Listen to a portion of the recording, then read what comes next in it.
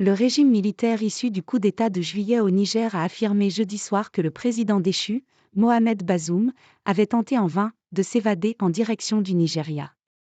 Plusieurs personnes ont été arrêtées et une enquête a été ouverte.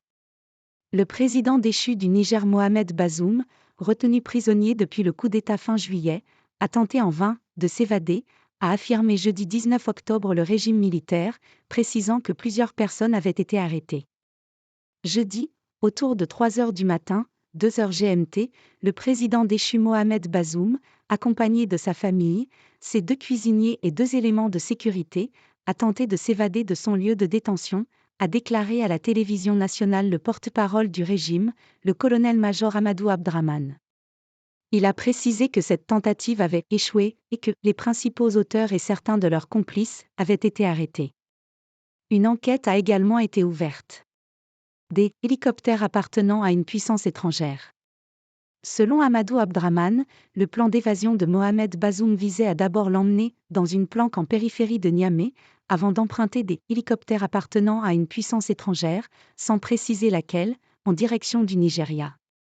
Dénonçant l'attitude irresponsable de Mohamed Bazoum, il n'a pas précisé où se trouvait le président déchu jeudi soir.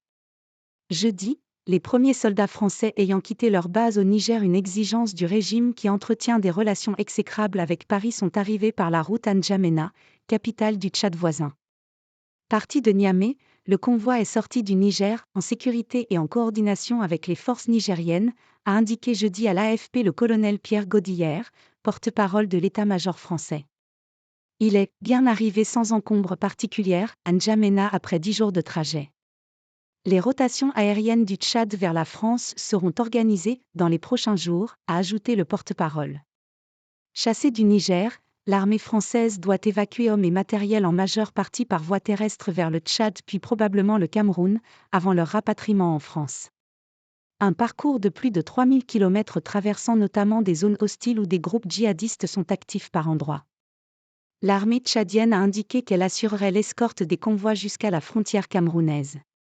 N'Djamena abrite le commandement des opérations françaises au Sahel, avec environ 1 millier de militaires français.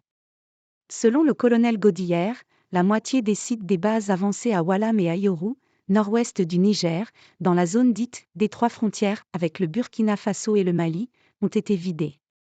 La présence française au Sahel ne cesse de fondre depuis 2020.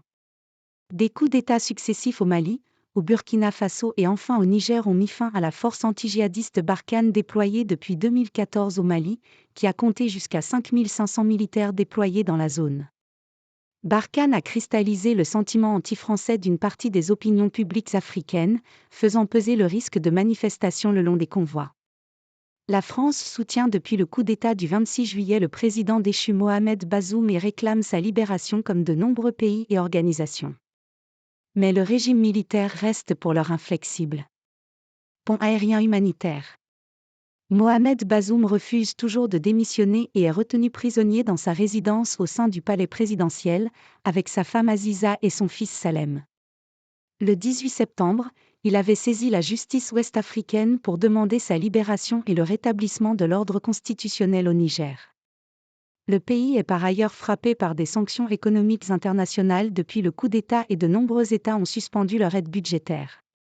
Jeudi, l'Union européenne, qui a elle-même suspendu son aide, a annoncé la mise en place d'un pont aérien humanitaire transportant des médicaments essentiels et des fournitures médicales vers Niamey.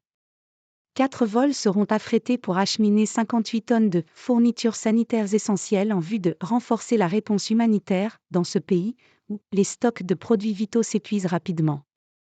Un premier vol est déjà arrivé dans la capitale nigérienne, précise le avec AFP.